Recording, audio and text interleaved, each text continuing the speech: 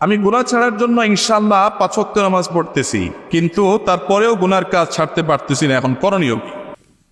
গুনার কাজ ছাড়তে পারছেন না, ৫ ওয়াক্ত নামাজ পড়ছেন, মাশাআল্লাহ। ইন্নাস সালাতা তানহা আনিল ফাহশাই ওয়াল মুনকার। নামাজটাকে একটু সুন্দর করে পড়েন ভাই। কিরকম সুন্দর করে পড়েন? আমরা বেশিরভাগ মানুষ নামাজ পড়ে খুব হুলস্থুল করি। আমি ব্যক্তিগতভাবে আমার একটা মানবীয় দুর্বলতা হলো আমি একটু হুলস্থুল স্বভাবের মানুষ। এই যে কথা বলি দেখেন না, এত ঘন ঘন কথা বলি। অন্য বক্তারা ১ ঘন্টায় যত কথা বলে আমি আধা ঘন্টা তার চেয়ে বেশি কথা বলি, কারণ আমার মুখে এত বেশি চলে। এই যে তাড়াহুড়া করার একটা বদস্বভাব আমার মধ্যে আছে। এরপরও আমি মসজিদে দেখি যে আমি তাড়াহুড়া করে নামাজ পড়ার আগেও দেখি ম্যাক্সিমাম মুসল্লিরা আমার আগে নামাজ শেষ। আমি চিন্তা করি হায় হায়, এরা তো আমার চাইতে মাশাআল্লাহ আরো অ্যাডভান্স দেখা। ভাইরা আমার, নামাজকে সুন্দর করার চেষ্টা করতে হবে। নামাজকে সুন্দর করার চেষ্টা করবে। কোনো মানুষকে যদি দেখেন তার নামাজটা খুব ধীরে ধীরে, রুকুতে অনেক সময় দিছে, সহজে উঠে না, রুকু থেকে উঠে সোজা হয়ে দাঁড়ায় অপেক্ষা করছে অনেক সময় ধরে, আস্তে করে সিজদায় গেছে, হুলস্থুল না, সিজদায় গিয়ে আবার অনেক সময় ধরে সিজদা করে, সিজদা থেকে আস্তে করে উঠছে, শ্রদ্ধা করে আল্লাহর সামনে নিবেদন করছে, সোজা হয়ে টান টান হয়ে বসে অপেক্ষা করছে আস্তে আস্তে, এরপর আবার আস্তে করে সিজদা যাচ্ছে। এই লোকটাকে পাইলে একটু জড়ায় বলবেন, কারণ এ হলো আসল নামাজি, ১ নম্বরের নামাজি, এ ক্লাসের নামাজি। এরকম নামাজি অনেক মসজিদ আছে, গোটা মসজিদে একজনও পাওয়া যায় না, অনেক মসজিদে ১-২ জন পাওয়া যায়। আমি ব্যক্তিগতভাবে এরকম কিছু মানুষকে চিনি আমার বন্ধু বান্ধবের মধ্যে। যে বলছি জেনারেল লাইনের অনেক মানুষ আছে, এরকম অনেক মানুষ আছে আমার কাছে। নাম বললাম না, নাম বললে আপনারা সবাই চিনবেন, সারা দেশে মানুষ চিনবে, সারা দেশে মানুষ চিনবে, কিন্তু নাম বললাম না। এরকম ভাইয়ের আমার আছে, জেনারেল শিক্ষিত মানুষ, ব্যবসায়ী মানুষ, মাদ্রাসার বারান্দাও যায়নি, কলেজ ইউনিভার্সিটিতে পড়ছে। আমি নামাজের দিকে তাকাই দিকে, আরে আমিও তো এত সুন্দর করে নামাজ পড়ি, আমি অনুপ্রাণিত হই যে মাশাআল্লাহ তাহলে আরো সুন্দর করে আরো আস্তে আস্তে নামাজ পড়বো। যে তার 2 রাকাত নামাজে 10 মিনিট টাইম লাগায়, দুনিয়ার মিটিং সিটিং ব্যবসা বাণিজ্য সব বললে যাক, নামাজে কোনো ছাড় নেই, কোনো তাড়াহুড়া নেই, কোনো হুলস্থুল নেই। তো আপনি যে গুনাহ থেকে বাঁচতে পারছেন না, নামাজটাকে এইভাবে পড়েন, ইনশাআল্লাহ দেখবেন অপরাধ এবং পাপের প্রবণতা থেকে আল্লাহ তাআলা আপনাকে বাঁচাবে। নাম্বার 2, প্রেসক্রিপশনের দ্বিতীয় আইটেম হলো আপনি গুনাহের পরিবেশ থেকে সরে আসবেন। আমাদের অনেক ভাইয়েরা গুনাহ ছাড়তে চান, কিন্তু গুনাহের পরিবেশ ছাড়তে রাজি না। টেলিভিশনে খারাপ জিনিস দেখে, হাতে তসবিহ আছে, টিপতে টিপতে বলে আস্তাগফিরুল্লাহ আস্তাগফিরুল্লাহ আস্তাগফিরুল্লাহ আস্তাগফিরুল্লাহ, উনি আস্তাগফিরুল্লাহ পড়ে আর তাকা রয়েছে টিভির দিকে, ভূতের দিকে। তো আপনি চোখে জেনা করতেছেন আর বলতেছেন যে কত খারাপ দেখছো, নাটকের নামে এসব বদমাইশি, আস্তাগফিরুল্লাহ, ও তাকা রয়েছে। তো আপনি ফেসবুকে মেয়েদের আইডিতে, মেয়েদের পেজে, আশেপাশে পেজে আপনি অ্যাড আছেন, যুক্ত আছেন, ফলো করে রাখছেন, লাইক দিয়ে রাখছেন, সেখান থেকে খারাপ জিনিস আছে। দেখেন, দেখে দেখে বলবেন গুনাহ থেকে বাঁচতে পারি না, হুজুর কি করবো? ভাই আমার, গুনাহের রাস্তা বন্ধ করে দিতে হবে।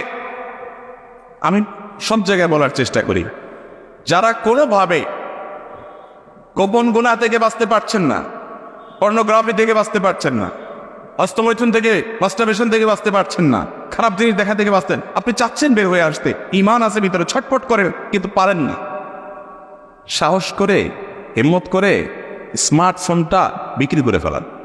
একটা বাটনওয়ালা ফোন নেন, মাত্র 6 মাসের জন্য, ভয় পায়েন না, সারা জীবনের জন্য না, মাত্র 6 মাসের জন্য। বাস বাটনওয়ালা ফোনে থাকেন, বন্ধু বান্ধব সবাই বলে দেন দোস্ত ফেসবুক টেসবুক নাই, 6 মাসের জন্য এই লাইনে আসি, ফোনে দরকারি কথা বলি, শেষ। একটু হার্ড ডিসিশন না, এটা বলো অপারেশন। রুগী যখন সিরিয়াস হয়ে যায় তখন কি করতে হয়? অপারেশন করতে হয়, কোনো দোয়া দূরতে কুলাবে না, এই অপারেশনটা করেন। 6 মাসে অপারেশন করার পর আপনি দেখেন গুনাহের প্রবণতা আপনার অনেকখানি দূর হয়ে যাবে ইনশাআল্লাহ। সৎসাহস করা যাবে তো ইনশাআল্লাহ? এরকম যুবক পাওয়া কঠিন যে এটা ছাড়া বাঁচবো আমি। আচ্ছা, এই মজলিসে এমন কোনো যুবক আছে যে স্মার্টফোন নাই, বাটনওয়ালা ফোন ব্যবহার করেন? তা হাত তোলেন তো দেখি। আরে ভাই, এখন নাই, বাসায় রেখে আসছেন, ওটা না। চালাক নাকি এরা সব? এত মানুষ কিভাবে আতবে? আপনার বাসায়ও নেই, এখানেও নেই, শুধু বাটনওয়ালা ফোনে ব্যবহার করেন, কোনো ফেসবুকের জন্য এমন মানুষ আছে? মাশাআল্লাহ, তো অনেক ফেরেশতা আছে দেখা যায় এখানে। এর মানে এই না যে যাদের কাছে স্মার্টফোন আছে সব শয়তান, সেটা আমি বলিনি। এদেরকে ফেরেশতা বলা মানে তাদেরকে খারাপ বলি না, হুজুরের কাছে স্মার্টফোন আছে তাহলে আমি হুজুরের খারাপ বলছি না। স্মার্টফোন ব্যবহার করে যদি নিয়ন্ত্রণ করতে না পারেন, আপনি ফোন ব্যবহার করেন না, ফোনে আপনারে ব্যবহার করে, আছে না নেই? কিভাবে বুঝবেন ফোন আপনারা ব্যবহার করে কিনা? যদি দেখেন যে আপনি অটো হয়ে গেছেন, ডাইরেক্ট হয়ে গেছে। অটো আর ডাইরেক্ট হওয়া বুঝেননি, মানে মোবাইল যে টিপতেছে এই আঙ্গুল দিয়ে টানতেছেন মনে হয় আপনার কিছু হারাই গেছে, মাইলকে মাইল চলে যেতেছেন আপনি এইভাবে। আঙ্গুলিটা আমার মনে হয় যদি অনুবীক্ষণ যন্ত্রতন্ত্র দিয়ে দেখা হয়, আমার মনে হয় দেখা যাবে আঙ্গুলের এই অংশ বেশিরভাগ যুবকের ক্ষয় হয়ে গেছে। এত বসায় আঙ্গুলে হয়েছে, শরীরের অন্য কোনো জায়গায় এত বসা হয়নি। ঠিক না ভাই? ঠিক। কি খুঁজতেছেন নিজেও জান না, সারাদিন শুধু টানতে আপনি শুয়ে দিয়ে যেতেছেন। তাহলে বোঝা গেছে আপনি ডাইরেক্ট হয়ে গেছেন ওই ডায়রিয়ার রোগীর মতো, সবসময় বেরোতে থাকে। তা আপনারও হাত সবসময় চলতে থাকে। ভাইরা আমার, মোবাইলকে ব্যবহার করেন, স্মার্টফোন ব্যবহার করে ভালো কিছু করলে ভালো, কিন্তু এটাকে আপনি ব্যবহার করেন, ফোন যেন আপনাকে ব্যবহার করতে না পারে। এই যে শেখ বলছে না, সারা বছরে যে গুনাহ করতে না পারে মোবাইলে একদিনে সে গুনাহ করতে পারে। আবার সারা বছরে যে সওয়াবের কাজ করতে না পারে স্মার্টফোন দিয়ে একদিনে সে সওয়াবের কাজ করা যায়। আল্লাহ আমাদেরকে নিয়ন্ত্রণ করার তৌফিক দান। কিন্তু যেটা বলছিলাম, গুনাহ থেকে বাঁচার জন্য গুনাহের পরিবেশ থেকে সরে আসতে হবে। পরিবেশ থেকে সরে না আসলে আপনি বাঁচতে পারবেন। এর পাশাপাশি 3 নম্বর আমল হলো নেককার মুত্তাকি পরহেজগার মানুষদের সাথে থাকবেন। আর যদি গুনাহটা সেক্সুয়াল গুনাহ হয় তাহলে অবিবাহিত হতে যত দ্রুত সম্ভব বিয়ে করে ফেলেন। এটা হলো সব রোগের মহৌষধ।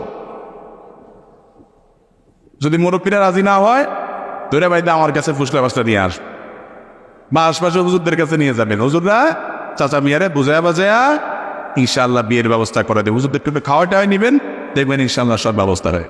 আল্লাহ তাআলা আমাদেরকে গুনাহ থেকে বেঁচে থাকার তৌফিক দান করুন। এর পাশাপাশি আল্লাহর কাছে দোয়াও করতে হবে।